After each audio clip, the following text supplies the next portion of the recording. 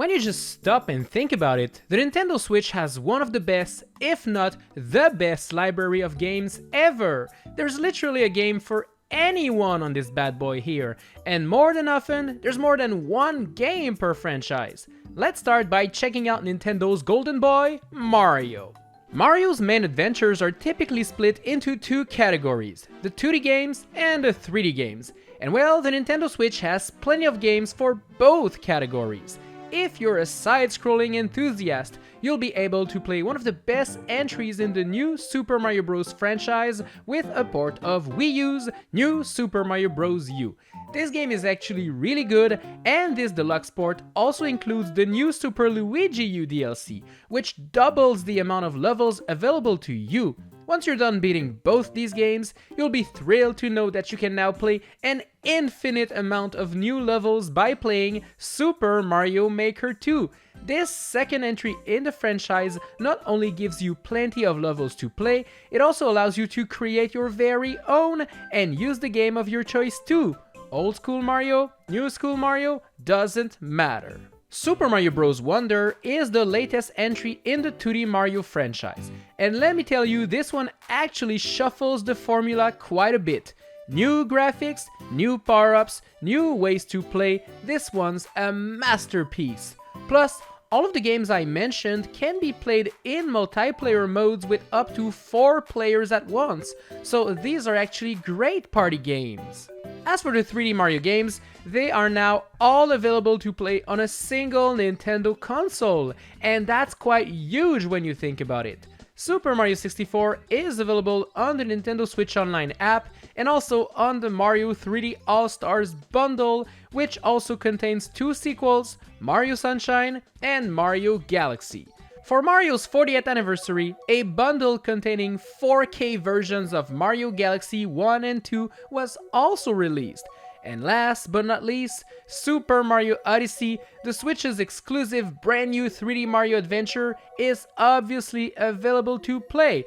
That means that every single mainline 3D Mario game is now available to play on the go or at home on a single console. Woo! Super Mario 3D World, a remake of the Wii U game of the same name, can also be played here, and as the speed was vastly increased, it almost feels like a brand new game.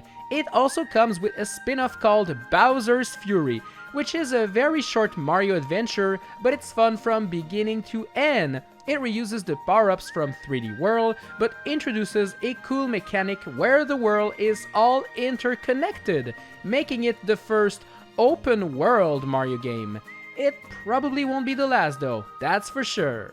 As for the spin-off Mario games, well, if you enjoy RPGs, you'll be thrilled to know that a remake of the SNES classic Super Mario RPG is available to play, and it looks gorgeous. If Paper Mario's more your style, well, you can play the first game quite easily if you are subscribed to Nintendo Switch Online by using the N64 app.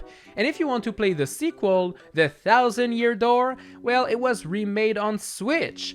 There's also the latest entry in the franchise, Paper Mario Origami King, which is a bit different, but still quite decent. The Mario and Luigi franchise also found a home on Nintendo Switch with the latest entry in the series, Brothership, being available to play. All of these RPG games are quite fun, and they all have their own unique features and ways to play.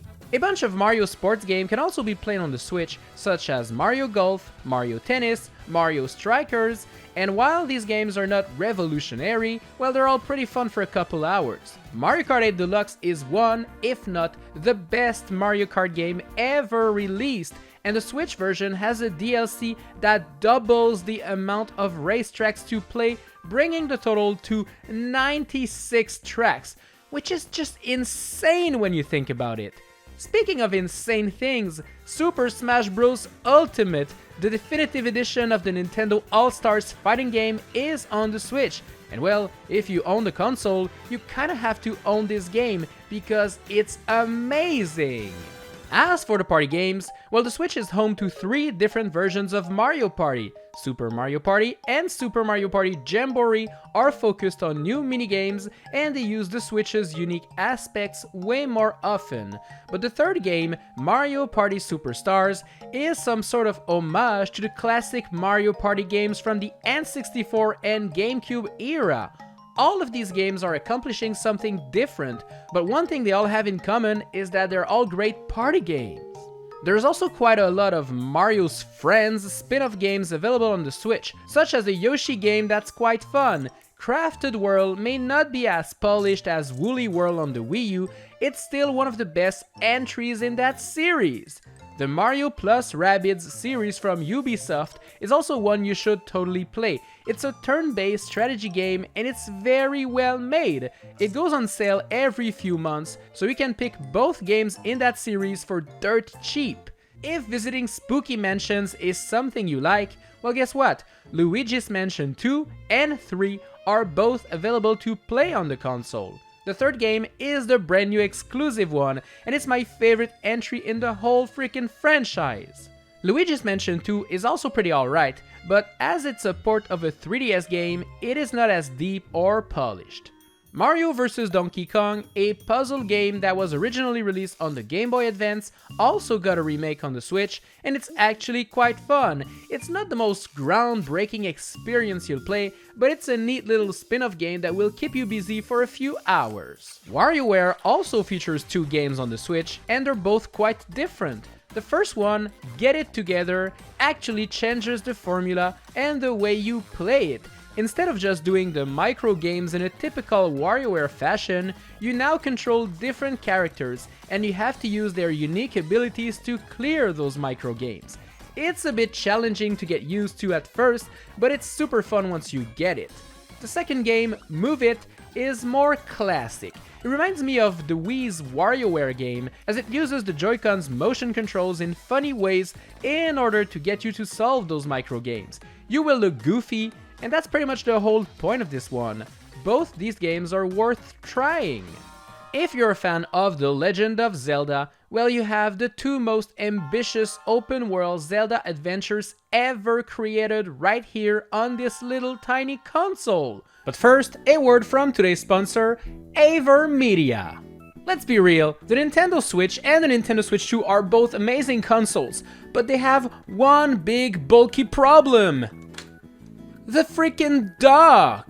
Those docks are big and bulky, and if you want to bring your Switch around to plug it into a TV somewhere else, well, you gotta carry those, and you also gotta carry the charger, which is not that tiny, let's be real.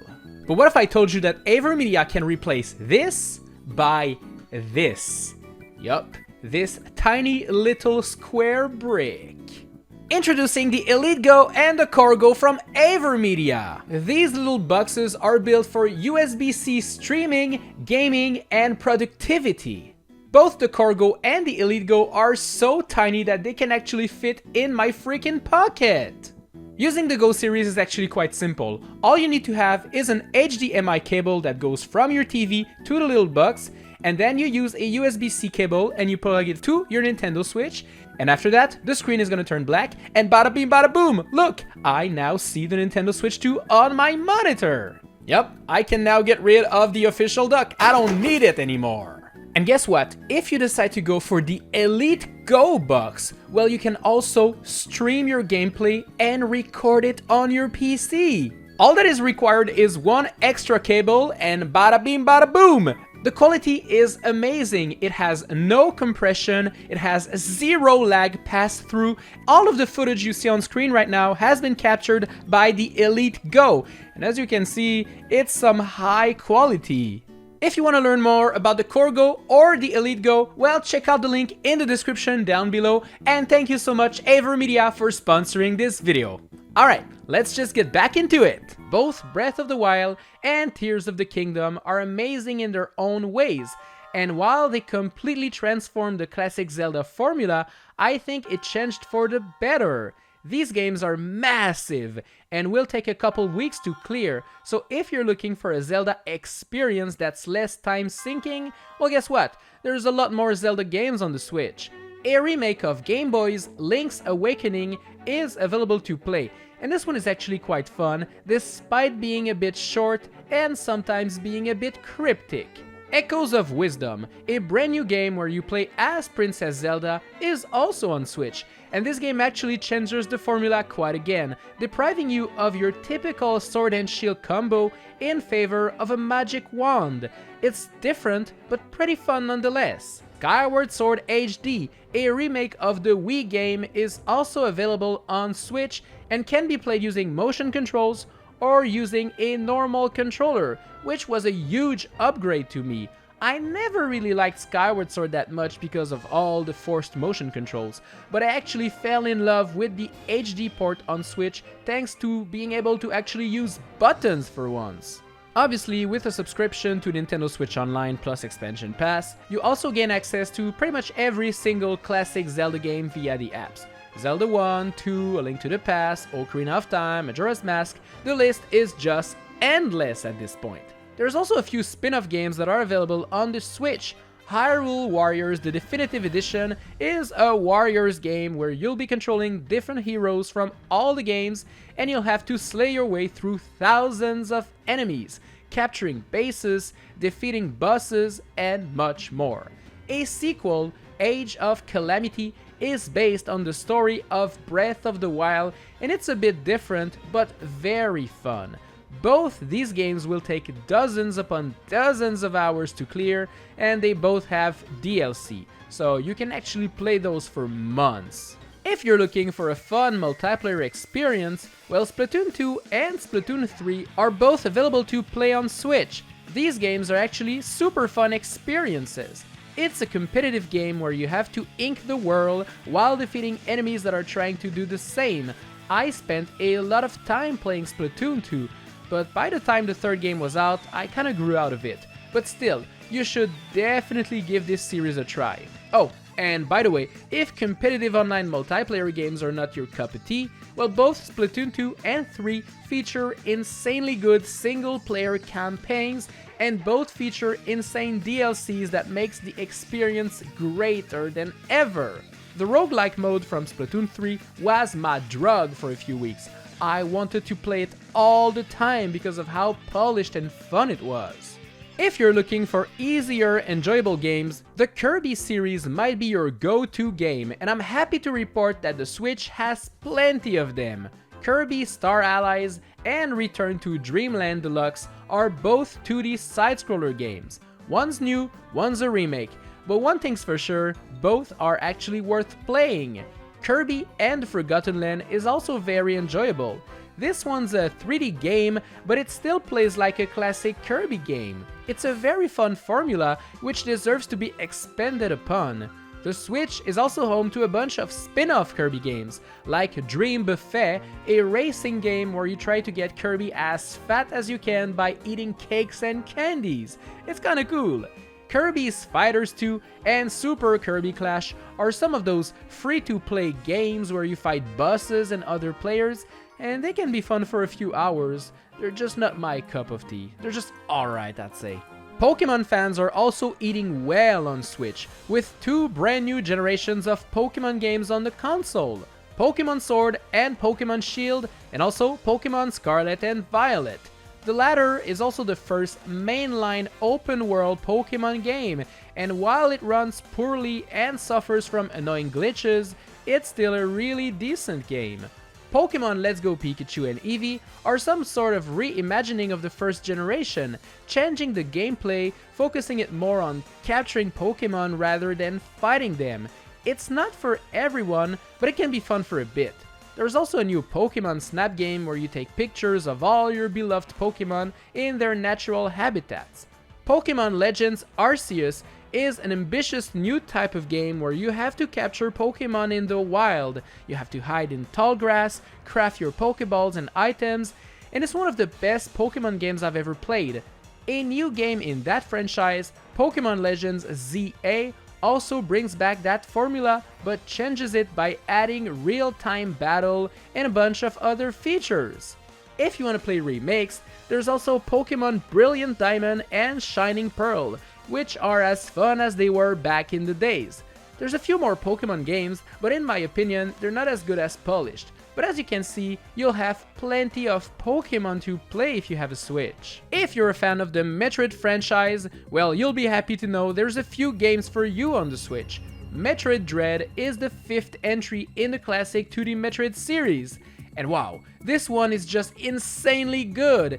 If you enjoy exploring eerie areas, finding power-ups, and defeating scary bosses, well, this one's for you!